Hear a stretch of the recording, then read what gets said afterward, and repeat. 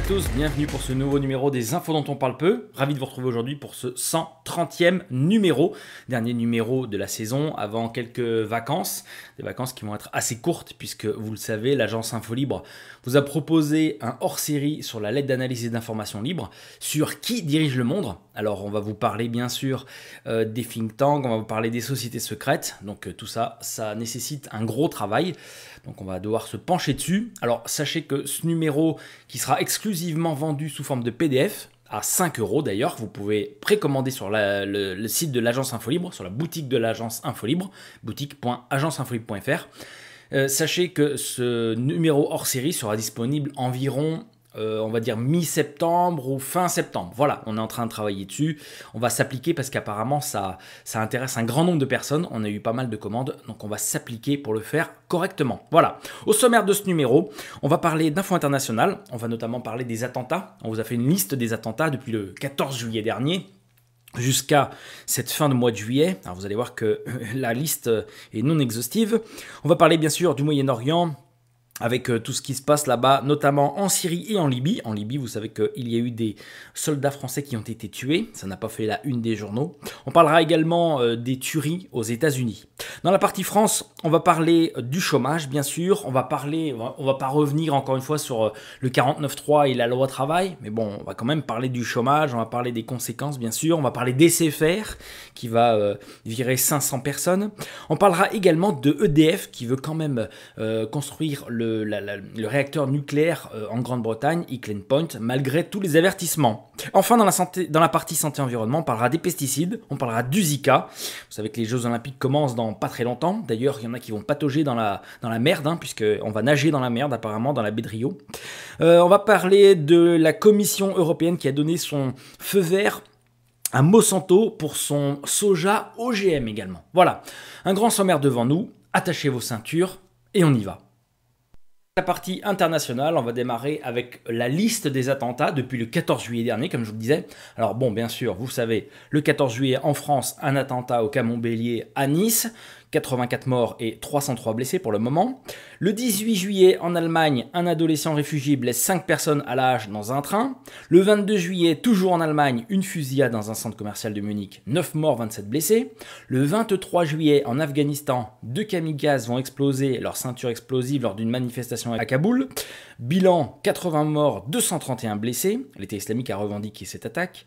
Le 24 juillet en Irak, un attentat suicide, 15 morts, 29 blessés dans un quartier chiite au nord de Bagdad.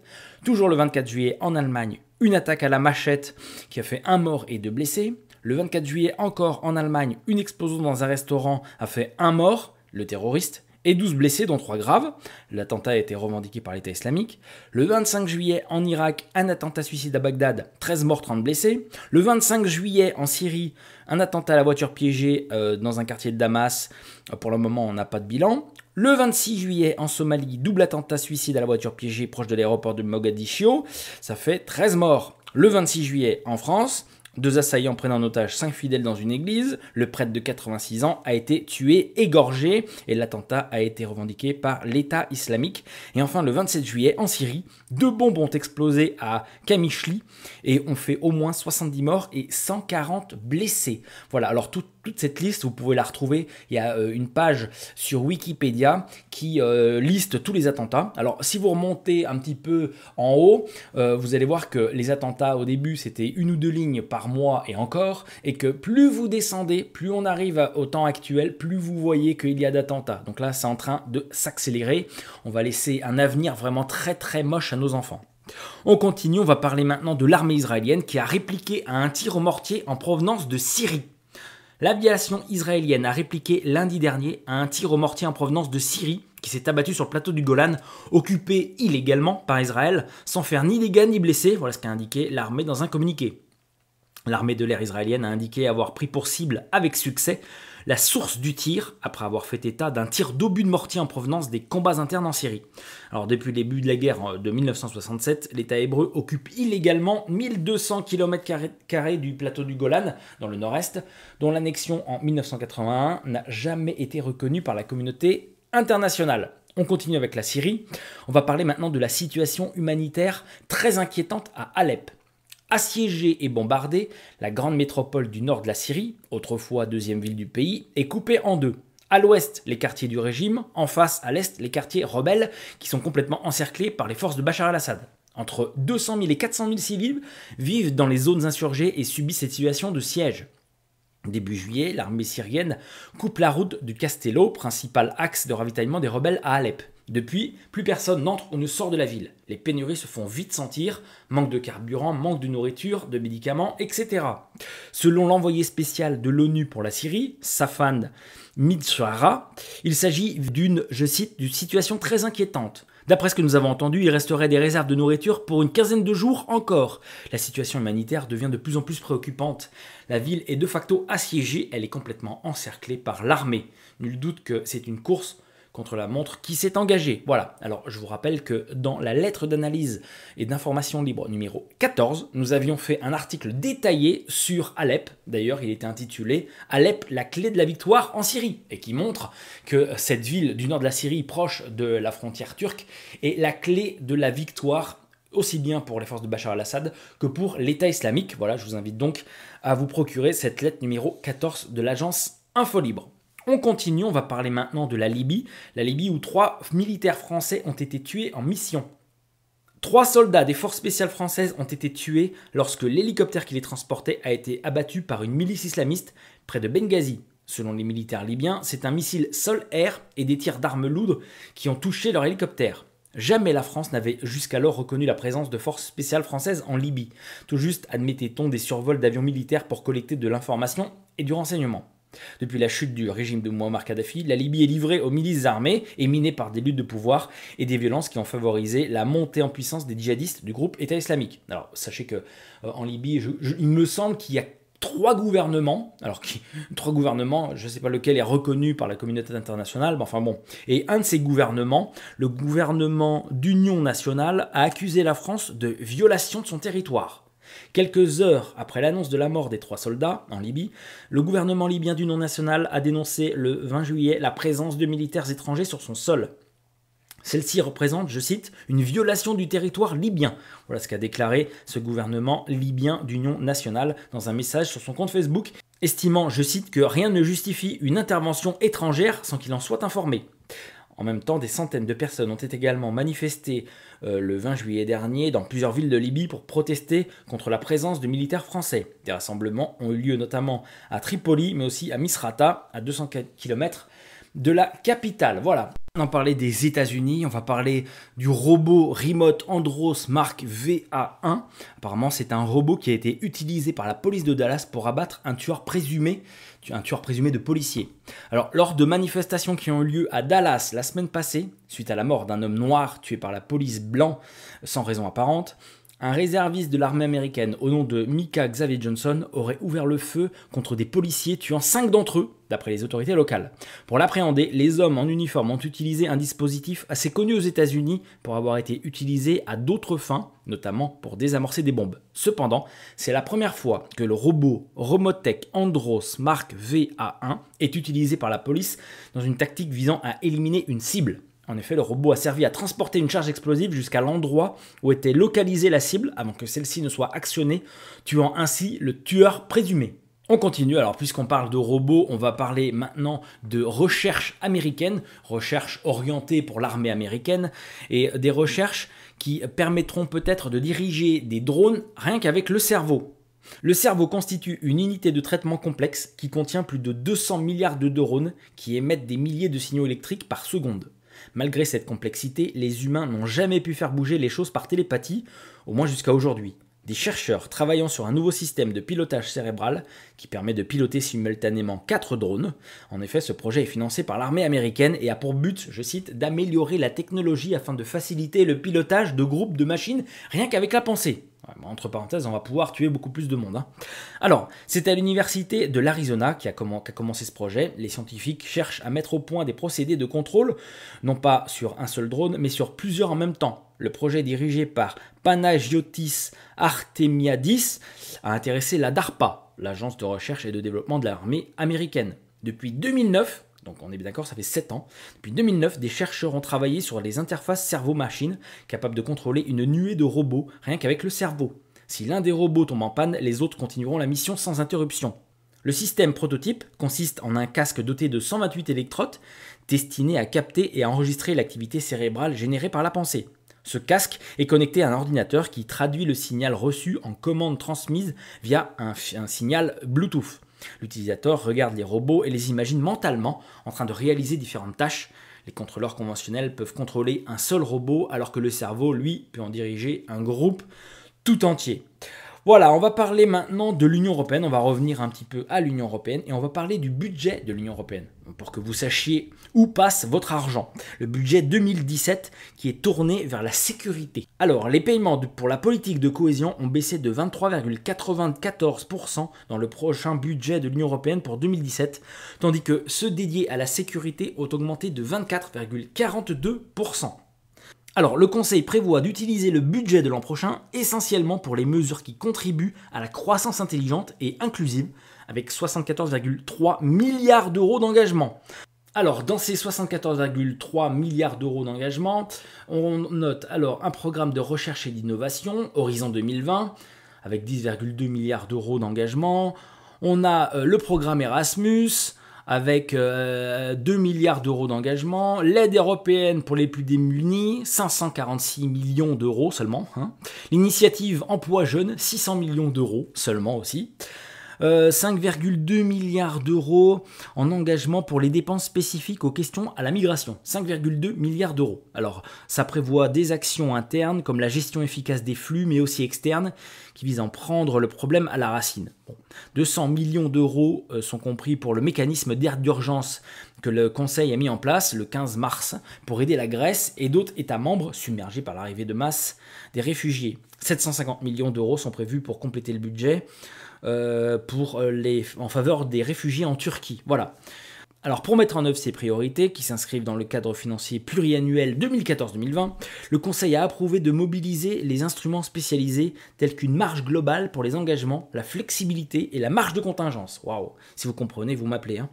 Enfin, la cohésion économique, sociale et territoriale est l'enveloppe la plus importante de la rubrique croissance intelligente et inclusive. Or, comparé à 2016, les paiements pour la cohésion ont diminué de 23,94%, passant de 48,8 milliards d'euros à 37,1 milliards d'euros. Voilà, donc en résumé, on va passer beaucoup plus d'argent dans la sécurité qu'on va en passer pour le social dans l'Union européenne. On continue et on va parler de l'état de droit et l'Union européenne qui donne 3 mois à la Pologne pour revoir le fonctionnement de son tribunal constitutionnel. Waouh! La Commission européenne a donné 3 mois à Varsovie pour revoir le fonctionnement de son tribunal constitutionnel, cible des conservateurs depuis leur arrivée au pouvoir, au nom de la protection de l'état de droit en Pologne. Ça n'empêche pas que la France a dit qu'elle allait mettre la Constitution européenne entre parenthèses pour la sécurité. Enfin, je continue. Nous invitons les autorités polonaises à agir pour répondre à ces préoccupations et informer la Commission des mesures prises dans les 3 mois à venir. Voilà ce qu'a dit le vice-président de l'exécutif européen, Franz Timmermans. C'est une nouvelle étape, la deuxième, franchie dans la procédure inédite déclenchée contre Varsovie sur l'état de droit, qui peut éventuellement aboutir en dernier recours à des sanctions, comme une suspension des droits de vote de la Pologne au sein de l'Union européenne.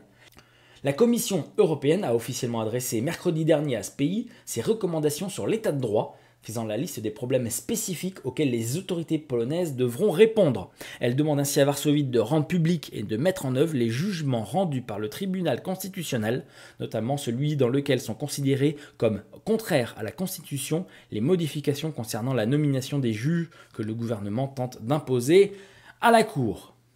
On attaque la partie France maintenant. Alors je ne vais pas vous reparler de la loi travail et du 49.3 qui a été utilisé pour la 3e fois par le gouvernement français. Entre parenthèses, il y a un rapport qui est tombé, je crois que c'était diffusé par Le Point, qui disait que de toute façon la loi travail ne rapporterait quasiment aucun emploi en France. Bon, on va parler des vrais chiffres du chômage, celui de juin 2016. 18 000 chômeurs de plus malgré 340 200 radiés pour le seul mois de juin. Alors, les chômeurs du catégorie A, c'est 3 525 700 chômeurs, plus 0,2% sur un mois, moins 0,7% sur un an. Catégorie B, 718 800 chômeurs, plus 0,4% sur un mois, plus 2,1% sur un an. Catégorie C, 1 190 100 chômeurs, moins 0,1% sur un mois, plus 5,1% sur un an. Catégorie D, 303 900 chômeurs, plus 3,2% sur un mois, plus 8,9% sur un an. Catégorie E, 431 100 chômeurs, plus 0,5% sur un mois, plus 8,8% sur un an. Au total, 6 159 600 chômeurs hors dom-tom. Alors si on ajoute les dom-tom compris, ça fait 6 503 000 chômeurs en France. Ne sont pas comptabilisés dans ces 6 503 000 demandeurs d'emploi et travailleurs pauvres occasionnels 1 million foyers bénéficiaires du RSA, 1 million de bénéficiaires de la prime d'activité, 1 100 000 au bas mot sur les 2 millions bénéficiaires d'une prestation d'invalidité, les retraités qui cherchent un emploi, etc. Au total, on recense plus de 11 millions de demandeurs d'emploi en France et de travailleurs pauvres occasionnels. Alors on continue, alors c'est pas SFR et notre ami Patrick Drahi qui va arranger la situation puisque SFR veut supprimer 5000 emplois dans un an. Fin juin à New York, l'homme d'affaires Patrick Drahi, qui a pris le contrôle de SFR en 2014, avait évoqué le sureffectif du groupe Télécom. Ce mercredi, la direction de SFR a annoncé la suppression d'environ 5000 emplois, c'est environ un tiers de ses effectifs, après juillet 2017, afin de les ramener à hauteur de 9000 postes. Pourquoi cette date ? Parce que lors du rachat de SFR par Altice, la maison mère de Numéricable, une garantie de maintien de l'emploi sur 3 ans avait été conclue et elle prend donc fin le 1er juillet 2017. Donc toutes les entreprises qui ont été rachetées par Patrick Drahi, où il y a eu des promesses, préparez-vous, ça va faire mal. On continue, on va parler de ce rapport secret qui n'a pas été diffusé de l'IGAS, rapport secret sur les 35 heures et qui montre que ça a apporté quelques emplois en France. Le chef de l'inspection générale des affaires sociales de l'IGAS, Pierre Boissier, ne voulait pas que ce rapport réalisé par ses pairs soit diffusé. C'est raté. Le journal Le Monde a pu prendre connaissance de ce document d'une centaine de pages qui évalue les politiques d'aménagement et de réduction du temps de travail dans la lutte contre le chômage. Alors, une étude fouillée et prudente qui parvient au constat que des dispositifs tels que les 35 heures, instaurés par les lois Aubry de 98 et 2000, peuvent, sous certaines conditions, contribuer à réduire le nombre de demandeurs d'emploi. On parle de 350 000 emplois créés. Je cite, « La France est l'un des pays qui a le mieux maîtrisé l'évolution de ses coûts salariaux, expliquent les deux inspecteurs. Je continue. Si la France a subi des pertes de parts de marché, elles n'ont rien d'exceptionnel par rapport aux autres pays européens, excepté l'Allemagne. Et dans une moindre mesure l'Espagne, lit-on encore. Les politiques du temps de travail peuvent ouvrir des pistes d'amélioration qui ne doivent pas être négligées, concluent les auteurs de ce rapport. On continue et on va parler maintenant de l'incroyable envolée du nombre de millionnaires en France en 2015. Si en France ça va mieux, entre guillemets, selon François Hollande, c'est particulièrement vrai pour une catégorie de la population, les millionnaires. Le contingent de Français disposant d'un patrimoine égal ou supérieur à 1 million de dollars, soit 907 000 euros, hors résidence principale et objet de collection, a particulièrement grossi en 2015. C'est ce que révèle l'étude annuelle réalisée par Capgemini. Selon le cabinet, l'Hexagone compterait 523 000 millionnaires, ce qui en fait le 6e pays où l'on recense le plus de ménages fortunés dans le monde. Et si les études de la sorte sont nombreuses et l'estimation du nombre de millionnaires fluctuante, il y a tout de même une constante dans ces études. Elles constatent toute une augmentation nette du nombre de ces Français très aisés. Selon Capgemini, ils étaient 30 000 de plus en 2015 qu'en 2014, soit un bond de 6% en un an. Il s'agit de la plus forte croissance en proportion parmi les grands pays européens. En Italie, il y a 229 000 millionnaires, leur nombre a progressé que de 4%. En Grande-Bretagne, 553 000 millionnaires, soit 1% de plus. Et en Allemagne, 1,2 million de millionnaires, soit une augmentation de 5%. On continue, on va me parler maintenant de EDF et EDF qui lance son projet nucléaire Hinkley Point malgré les critiques. Malgré les critiques virulentes dont il fait l'objet, le projet d'EDF de construire une centrale nucléaire à Hinkley Point, en Angleterre, a obtenu le feu vert du conseil d'administration du géant de l'électricité, marquant le coup d'envoi de ce méga chantier de 18 milliards de livres, environ 21,5 milliards d'euros. Les 6 administrateurs salariés avaient fait savoir qu'ils s'opposeraient à ce projet dont le poids financier pourrait, selon eux, menacer la viabilité du groupe détenu à près de 85% par l'État français. Il était entendu que les représentants de l'État votent pour et l'incertitude portait sur les administrateurs indépendants. Mais quelques heures avant le début de la réunion, un administrateur proposé par l'État, Gérard Mangin, a démissionné en raison de son désaccord avec Hinkley Point et de la stratégie résolument pro-atome poursuivie par EDF, au détriment, selon lui, de la transition énergétique. C'est le deuxième départ fracassant au sein d'EDF, lié à Hinkley Point, après celui début mars dernier du directeur financier Thomas Piketty, qui, à l'instar des syndicats, jugeait ce chantier irréalisable à court terme, en raison de ses risques financiers et industriels. Alors, je vous rappelle également que l'agence Infolibre avait réalisé une étude et un article dans la lettre d'analyse et d'information libre numéro 12. L'article s'intitulait EDF, la fuite en avant, qui montrait les mécanismes qui font qu'aujourd'hui EDF est en grande difficulté. Alors, je vous invite à aller lire ce numéro 12 de la lettre d'analyse et d'information libre.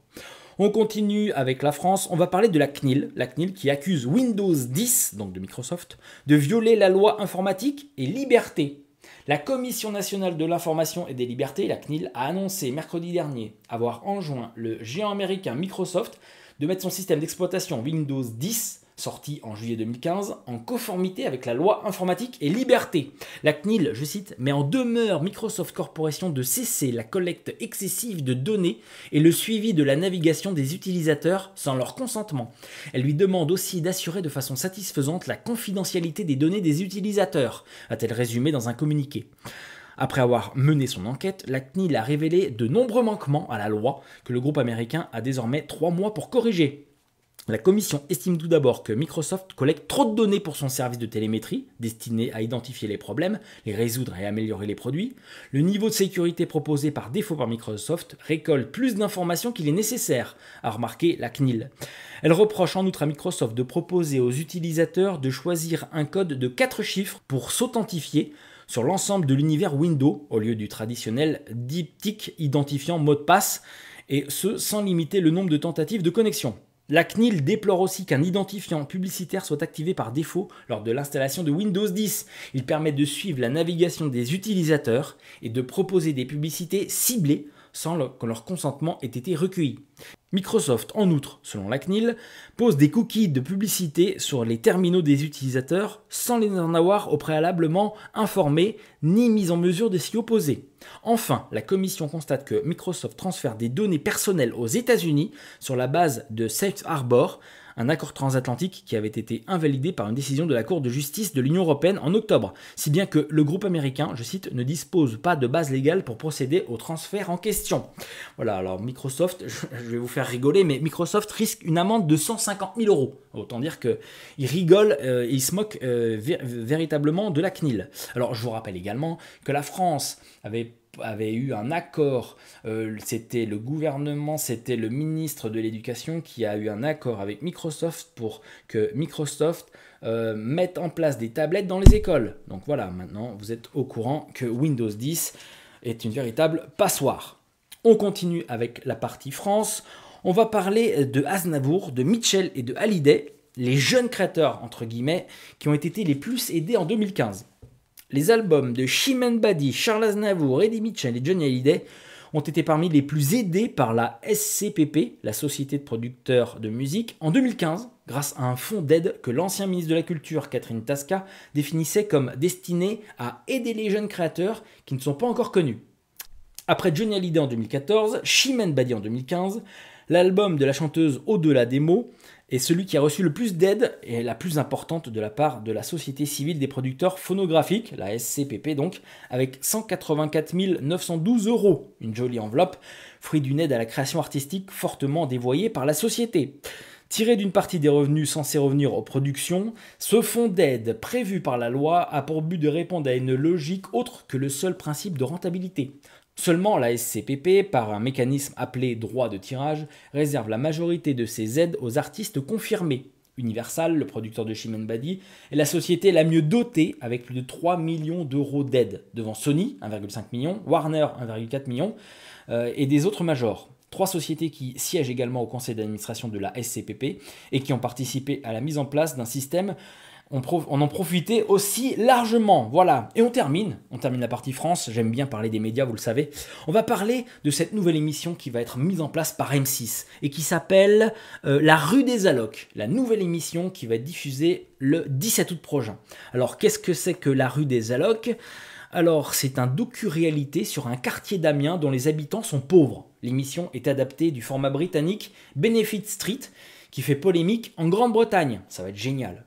Alors, je cite, « Des tranches de vie à la fois touchantes, parfois drôles, quelquefois crues, toujours sans phare. Un témoignage unique sur la précarité d'aujourd'hui. » C'est ainsi que M6 a décrit l'émission La Rue des Allocs, un programme de docu-réalité dont les 2 premiers épisodes vont être diffusés le 17 août prochain à 21h. L'émission doit suivre plusieurs habitants du quartier de Saint-Leu à Amiens, une enclave de pauvreté presque invisible à l'œil nu. Marie-Jo, qui élève seule le dernier de ses 5 enfants et survit à l'aide des restos du cœur et des allocations familiales. David au RSA qui fait des petits boulots au noir. Tous vivent sous le seuil de pauvreté. Comme Franck, un ancien boulanger endetté. Voilà, ça va être un super programme. J'espère qu'on va avoir plein de beaufs. Ça va occuper le moujon. Après avoir couru après les Pokémon dans les parcs, on va pouvoir se mettre devant la télé et regarder cette super émission de M6. On attaque la partie santé-environnement. On va parler tout d'abord de la pollution de l'air. Et le métro est pire que les vieilles voitures. Dans sa croisade contre la pollution de l'air à Paris, la maire Anne Hidalgo cible surtout les voitures et leurs émanations toxiques. Depuis le 1er juillet, la circulation des véhicules antérieurs à 1997 est ainsi interdite la journée dans la capitale. Et d'autres mesures plus restrictives devraient suivre. Pourtant, alors que l'on incite les automobilistes à se tourner vers les transports en commun, ceux-ci, paradoxalement, ne sont pas exempts de reproches en matière de pollution. C'est le cas du métro et des gares ferroviaires souterraines comme le RER, où l'air est très chargé en PM10, des particules fines d'un diamètre inférieur à 10 microns, 6 fois plus petites que l'épaisseur d'un cheveu, accusées de provoquer des troubles respiratoires, des maladies cardiovasculaires. Répertoriées par l'ANSES, les causes de la présence massive de particules fines dans le métro sont diverses. Outre les polluants arrivant de l'air extérieur via les bouches d'aération, la source première provient de l'activité ferroviaire elle-même, avec l'usure du métal lors de freinage et du frottement entre les roues et les rails. À cela s'ajoute la difficulté de ventiler un réseau en sous-sol, la densité du trafic et les travaux de rénovation des voies qui augmentent encore la pollution. On continue, on va parler maintenant de Monsanto et Monsanto qui a reçu l'agrément européen pour son soja OGM. Vendredi dernier, le groupe de biotechnologie américain Monsanto a indiqué qu'il avait reçu l'agrément de l'Union européenne pour y commercialiser une variété de soja génétiquement modifiée, appelée Roundup Ready 2Xtend. Ce soja peut notamment résister à certains herbicides comme le dicamba, un produit chimique dérivé de l'acide benzoïque. Monsanto a rappelé qu'il avait déjà reçu l'agrément des autorités chinoises en février, ainsi que celui des autorités du Canada. Bienvenue en Europe. On continue, on va parler des pesticides maintenant et le rapport explosif de l'ANSES sur l'exploitation des agriculteurs. Il aura fallu du temps à l'ANSES pour publier ce rapport, fruit d'un travail de 5 années passé à éplucher la littérature relative aux pesticides, des données sur les travailleurs exposés et les maladies engendrées. Par 3 fois, la publication de ces 1000 pages réunies en 7 volumes a été reportée. Diffusée en pleines vacances d'été, certes sans communiqué de presse ni conférence, c'est vrai, mais on peut désormais enfin consulter ce rapport. Preuve de l'embarras autour de ce rapport ultra sensible, l'ANSES explique son retard par la réception tardive d'une note faisant état d'une position divergente, je cite, émanant de 2 experts du groupe de travail ayant mené cette expertise. L'exposition des travailleurs aux produits phytopharmaceutiques demeure largement sous-documentée, faute d'études indépendantes, voilà ce que souligne l'ANSES. Le nombre d'agriculteurs exposés s'élève à 1 million, mais c'est sans compter des centaines de milliers de travailleurs non permanents ainsi que plusieurs dizaines de milliers de stagiaires. Le groupe d'experts révèle également que les mesures déployées pour limiter l'exposition relèvent d'une logique inappropriée. Ces politiques sont, je cite, en grande partie centrées sur quelques déterminants matériels de l'exposition relevant du comportement individuel des personnes au travail, mesures d'hygiène, port d'équipements de protection individuelle, etc. Or, selon les principes généraux de prévention de santé et travail, ces mesures ne devraient être utilisées qu'en dernière intention, après la substitution et la mise en œuvre de mesures de prévention collective, relatives par exemple à l'organisation du travail. Voilà, donc le rapport, vous pouvez le lire sur Internet. On continue, on va parler maintenant du Zika et une première naissance d'un bébé atteint d'une microcéphalie liée au virus Zika en Europe. C'est le premier cas recensé en Europe. Le 25 juillet dernier, les responsables de l'hôpital de Barcelone ont annoncé la naissance d'un bébé atteint d'une microcéphalie, donc c'est développement insuffisant du crâne et du cerveau, dû au virus Zika. La mère avait été diagnostiquée porteuse du virus en mai, mais elle avait choisi de continuer sa grossesse, selon les autorités de santé de Catalogne. Elle a contracté le virus lors d'un voyage dans un pays d'Amérique latine. Je cite, « Le bébé va bien d'un point de vue clinique. Ses fonctions vitales sont normales et stables. » Voilà ce qu'a déclaré Félix Castillo, directeur du service de néonatologie de l'hôpital Vall-d'Hebron de Barcelone. Ses parents sont, je cite, « très heureux. » Ah bah, s'ils sont heureux d'avoir un môme avec une petite tête, tant mieux. Voilà ce qu'a ajouté le responsable de l'hôpital. Alors, on rappelle également que dans la lettre d'analyse d'information numéro 10, nous avions fait un article et nous avions fait une étude complète sur les moustiques OGM qui sont à l'origine du virus Zika. L'article s'appelle Moustiques OGM, un monde de dingue. C'est un article que vous pouvez lire dans la lettre d'analyse d'information numéro 10 que vous pouvez trouver sur la boutique de l'agence Infolibre. On continue, on va parler des JO de Rio, puisqu'on parle du Zika. Alors, les athlètes vont littéralement nager dans la mer du Maine. Chouette. Pendant les Jeux Olympiques, les athlètes vont-ils nager dans la pollution au milieu d'excréments et des sacs plastiques? Ce débat latent depuis des années a encore été relancé le 26 juillet dernier dans un article du New York Times. Son auteur y relate avoir découvert un corps flotté dans la baie de Guanabara où se dérouleront les épreuves nautiques à compter du 5 août. Cela n'a fait pas de mystère pour personne, la baie est fortement polluée, faute de traitement à grande échelle. Les eaux usées de milliers de foyers y affluent. S'y ajoutent des rejets d'usines et des tankers. Pour les sportifs, cette pollution peut engendrer des problèmes en termes de compétition. Les objets flottants sont autant d'obstacles pour les voiliers, pour les canoës et pour les bateaux. La santé est également concernée. En août 2015, une étude menée par l'Associated Press relatait la présence de germes en très grand nombre dans ces eaux, pouvant engendrer des diarrhées, des vomissements, des maladies comme l'hépatite A.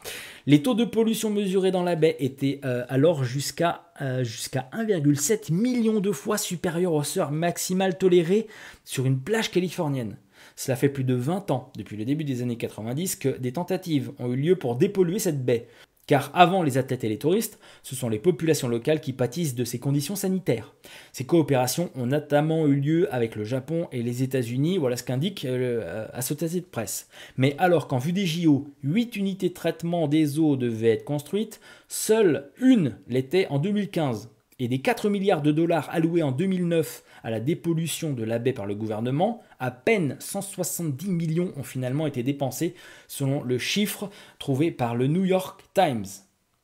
On continue et on va même terminer avec cette information, incroyable. Le lait de cafard est bien plus nutritif que l'on imagine. Préparez-vous à manger, à boire du lait de cafard, ça va être bon. Le Diploptera punctata est un petit cafard et un des rares insectes à être vivipare. Pour grandir à une vitesse impressionnante comparée à d'autres espèces de cafards, les petits Diploptera punctata se nourrissent de sécrétions produites par leur mère. Une équipe de scientifiques indiens de l'Institute for Stem Cell Biology and Regenerative Medicine a voulu en savoir plus sur ces sécrétions qu'ils ont appelées lait liquide riche en protéines, mais qu'on pourrait aussi appeler en termes moins appétissants lait de cafard. Ils cherchent à savoir à quel point cette substance, qui prend la forme de cristaux lorsqu'elle est fabriquée par la mère, était comparable à du lait humain ou de vache. Ils ont découvert que non seulement le lait de cafard était nutritif, mais qu'il s'agissait d'une des substances les plus caloriques et nutritives jamais découvertes. Subramaniam Ramadzawi, l'un des biochimistes de l'équipe, précise que les cristaux sécrétés par ces cafards contiennent plus de calories lorsqu'on les compare à un poids égal que le lait de buffle, jusqu'ici considéré comme l'animal qui produisait la protéine la plus calorique. La nouvelle, d'abord relayée par le Times of India, a fait le tour du monde et des milliers de lecteurs ont fait une grimace en cliquant sur le titre ou en regardant la photo que vous voyez à l'écran. Voilà, donc préparez-vous à boire du lait de cafard. Voilà, c'est terminé pour ce numéro des infos dont on parle peu. Je vous remercie tous pour votre attention. Je remercie bien évidemment tous ceux qui envoient des informations tout le long de la semaine. Je remercie bien évidemment les 350 abonnés de l'agence Infolibre. Je vais vous donner rendez-vous à la rentrée début septembre pour un nouveau numéro des infos dont on parle peu. N'oubliez pas que nous avons sur la boutique de l'agence Infolibre le numéro hors série de la lettre d'analyse d'informations libres au prix de 5 € qui va vous parler des think tanks, des sociétés secrètes qui dirigent le monde. Nous avons également la clé USB contenant les 7 épisodes de nos chers amis américains à vendre sur la boutique de l'agence Infolibre. Et nous mettons en place à partir de maintenant un système qui, si vous vous abonnez à l'agence Infolibre, vous abonnez pour 1 an à la lettre d'analyse et d'informations libres, on vous offre le hors-série en PDF et on vous offre la clé USB contenant les 7 épisodes de nos chers amis américains. Voilà, jusqu'à fin août, on met en place ce système. Abonnez-vous à la lettre d'analyse d'informations libres pour 1 an et on vous offre le hors-série et les 7 épisodes de nos chers amis américains. Rendez-vous à la rentrée pour une nouvelle émission des infos dont on parle peu. D'ici là, restez bien informés. On continue quand même à mettre des informations sur le site de l'agence Infolibre. Ciao à tous, bonnes vacances.